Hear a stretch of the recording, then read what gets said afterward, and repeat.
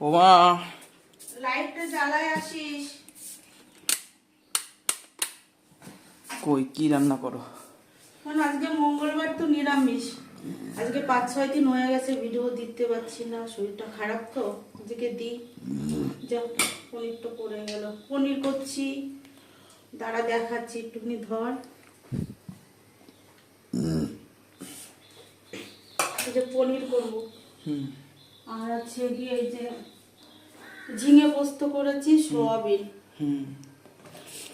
আর এটা হচ্ছে গিয়ে গাজর দিয়ে, বিনস দিয়ে, আলু দিয়ে, আর কটা পিয়ে ছিল, ভেন্ডি ছিল, দিয়ে ভাজা করেছি কালো জিরে দিয়ে।